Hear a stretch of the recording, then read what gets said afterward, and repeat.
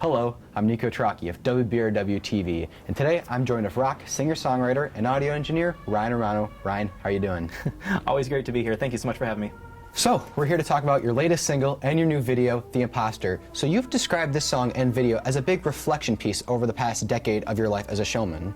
Reflection is probably the best way to put it, right? Because we went back to my elementary school, where my third grade talent show happened, recreated the same exact setting and had Quinn O'Brien play a young Ryan, right? And that particular setting 10 years ago was probably one of the biggest pieces of my musical history, personally, to this day. So many things have happened over, this past 10 years of developing my own showmanship and whatnot.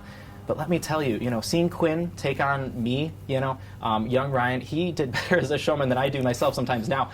He is a phenomenal actor. And I was 8 when the third grade talent show thing was happening. And he's 10 now, and he's such a phenomenal actor, and he was able to take on me so well because he knows my music and what I look for well. He's been a fan of mine for quite some time too, so that really helps to just take on the whole role of Ryan Romano. I guess I'm more of a character than I thought, right? But it's such a cool thing. I really wanted him to shine in this video because to see my younger self through the video, it's almost like disembodying in a good way, and I think I conveyed that well in the video. So it's such a cool thing to see. He put the emotion into it that I was really looking for in the rehearsals, and he's such a great communicator of these things. Like, are you looking for this? That, whatever. And so I loved what he was doing so much that when we were both on stage together, you might notice that my glasses changed. This was a really interesting thing I did intentionally because he had such potential to shine. I wanted to take advantage of that. So one thing I know about acting is that you convey so much emotion through your eyes. So by making my eyes not visible, I was able to make, he wasn't wearing any glasses, you could see his eyes clear as day. You could really tell the emotion that he was putting into it, and I was almost like a background musician type of thing, in a good way. That's what I was looking for. And so he did phenomenal, and I wanted to really, just showcase that in a way. So that whole setting at the elementary school, I think the format of the music video is so cool because it's almost like a music video within a music video, right? Because we've got that whole setting that we zoom through the TV to open up to that stage and recreate that setting from my third grade talent show, and then we zoom back out of it type thing, or we open back up to me in the void, just reflecting on all these things. And that's what I'm doing here in the album cover and whatnot, or single cover. It is all reflection, and it's it got pretty sentimental. I'm sure you remember on set, but I really thought that he did phenomenal, and just the premise of the video to just have that taking place within the TV itself. It's all so nostalgic in nature, and this was a great song to do that with. So I was so glad to see it all come together. It's terrific. So yeah, I really think you captured that feeling of an out-of-body experience really well, and with Quinn's performance and everything, I think you really captured that whole reflection piece really well.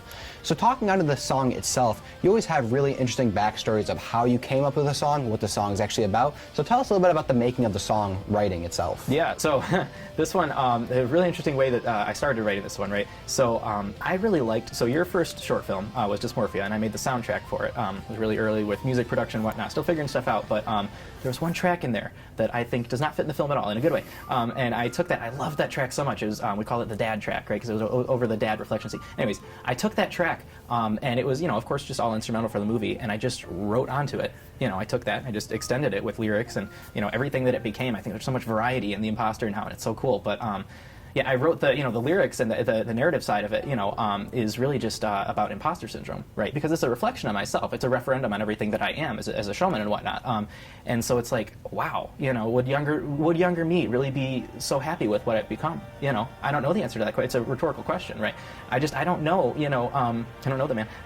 But no, it's such a cool thing to just see that narrative come together throughout, and I'm just, I don't know how to feel. It's like I'm not upset about being what I am. Yeah. It's bittersweet. It's like, wow, I am this guy, and it's just that is what it is. But should I be happy about that? I don't know.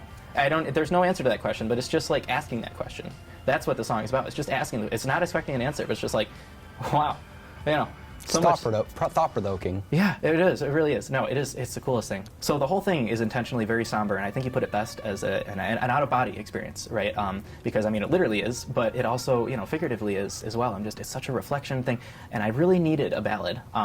and just, you know, the emotion that I was able to put into this song is such a different one than I put into any of my recent songs lately. You know, it makes me think back to Old Soul and the somber, you know, ballads of Old Soul and whatnot. It's something that I didn't want to lose and whatnot. And I'm sure you remember, you know, as far as the emotion goes, how strange it was filming, and I was method acting, right, for the tears in the music video. That was, you know, genuine tears. We didn't use any, you know, saline solution or whatever. I brought the saline solution, but I didn't need it, which I was happy to do. Method acting can be very dangerous, as far as I know. But I was like, oh, well, we're just filming today, and I need this quick anyway. So, yeah, it was such a strange thing. I was reflecting on moving to Nashville, you know, so soon now. I was reflecting on my mom and my dad, you know, being upset when I leave, and just like how crappy that's going to be.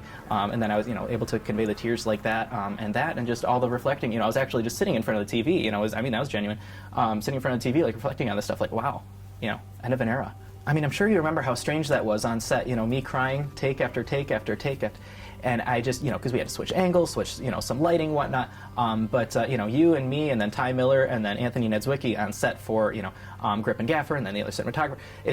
It was such a strange, you know, feeling of just that it almost like hurt in a good way, you know, because it was like that emotion was there, but it's like we're doing this for a beautiful video, and I think that's the best way I could put it. It was glorious, you know. And the diffusion filter on the camera itself, you know, really helped, and all the photography from that setting. It feels heavenly in a sense, you know, that setting of the void and whatnot, and you know, in that way, you know, it kind of connects that whole out-of-body experience and whatnot too, because I'm watching myself, and it's just like, what do I feel? You know, what am I supposed to feel just watching myself? Like, am I going to get to do this again? I don't know. You know, we built such a great team of people to just work on this stuff here, so it's such a strange thing, you know. It's scary moving and whatnot. You know, I don't know what's coming for me, but I'm sure, you know, I have no doubt that it's all going to be good stuff. It's, you know, new people, new opportunities, and new whatever down in Cowboy Town there. But, you know, it's been a hell of a ride, and it's been, you know, so cool to see all these things come together. But, you know, the format of the song, too, I think is a really interesting thing that I pulled from, I referenced Styx so much. I love Styx, everything that they do. You know, and I think Dennis DeYoung contributed so much to their songwriting, the theatrics. So anyways, so there's a song they have on one of their very early albums called The Grand Illusion, and the song is called Castle Walls. And the way that song is formatted, if you were to listen to it, it is very similar to The Imposter. And you know, it's, I mean, there's no better way I could put it. It's just, you know, I followed a lot, you know, I took a lot of inspiration from, you know, there's this big, like, you know, this gap in a good way, you know, this, like, kind of, like, airy, spacey thing, and then it, you know, jumps into this big, intense solo. I really like that, you know, from a production standpoint. You know, when I finished that first verse and chorus writing that, I remember just being like, okay, where do I go from here? And I took that instrumental, you know, that big, really intense, I call it, it's almost like a metal solo type of thing. It's just really intense. I took that from an old song of mine I wrote called Static, and it was just that instrumental piece. And so I took that and I just slipped it right into the song, put it in a good key for me, and it worked well. And that whole, you know, concept of static, that song itself, inspired the whole TV setting and whatnot too. So, and then the whole narrative of The Imposter is really cool as the song itself, but larger than that, it's a huge part of the concept album that I've just announced in the music video itself. And so Idol is coming everywhere very soon. It's so cool. Before we elaborate more on that, I just gotta know, when you make that announcement in the song, we hear like these backing vocals, it's like a backwards type of voice. Could you explain what that is? So I'm glad you asked about that. That is called a haiku. That is a really interesting type of poetry that refers to the amount of syllables in each line. So a haiku is set up like this. There's 3 lines, and the amount of syllables, it's 5 syllables, 7 syllables, 5 syllables. Right, so when I reverse it, it's also 575. So the actual lyrics, or the words themselves that I wrote for that, is a huge part of the album itself. So the words themselves are, idol is dying, the one who guides to the light, who will succeed him? And that's 575, I believe, if I did it right, math. But no, that's such a cool thing because you know, that's really the end of the album. Not to, you know, spoil the story, whatever. But you know, that's a huge part of the story at the end of the album, and so that's cool. And then you hear, so that's the lower voice that's kind of, you know, doing that haiku, and then over top of that, there's like higher whispers, which is kind of cool too. Also, you know, referendum on everything else. They go subtleness, modesty, extravagance, hot, intense, infatuating from thermal, right?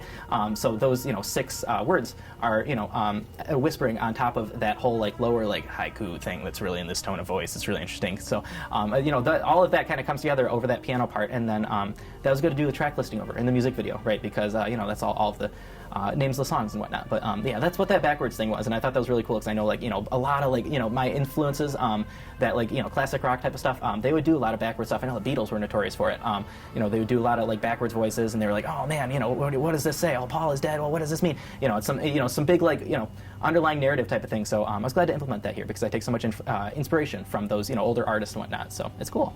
So now to address the elephant in the room, your new album, Idol Idol. So you've said in the past how Thermal has paved the way of your indulgence in showmanship. So I gotta ask, does this new album explore similar themes of showmanship? That's exactly what it is, yes. So this whole album is about showmanship and, indulging in that, becoming the showman, right? So, throughout the songs, and I can't stress how important it is to listen to the album in order because it's a concept album, right? Meaning all the tracks are interconnected and intertwined and, they all mean something to each other, right? So the story is really found in the order of the tracks, the lyrics, and just, the showmanship that I indulge in throughout the album. It's such a cool thing, and I love the story. I listened to it for the first time seamlessly, and there's so many seamless tracks in there, one that flows to another without stopping. I love that too. I love that so much. There's so many cool things about this album as an album, The songs themselves are great, but the album is cumulative. It tells a story that all of the others don't tell by themselves. It's such a cool thing. I'm so excited for it to come out everywhere. Yeah, that is going to be the coolest thing in the world. So the Imposter is a huge part of it. Like I was saying, the narrative of that, but no, Idol Idol is going to be the coolest thing I've ever done. Wow, you've really piqued my interest. I think it's awesome how this is telling, it's not just a collection of songs, you are telling a full-fledged story. And I'm excited to not only hear the tracks you've already put on there, but also hear the new tracks that you have in store. They are so alluring, that's the best way I could put it. In the spirit of all the songs that the fans already know and love, Extravagance, The Imposters, all of them, I love stories, and I'm so excited to tell my own. And you can experience Ryan's musical story on the synth rock album Idol Idol coming out May 19th. But in the meantime, check out the Imposter song and music video right now. With that being said, I'm Neko Trocki, this is Ryan Romano, and we'll see you around the community.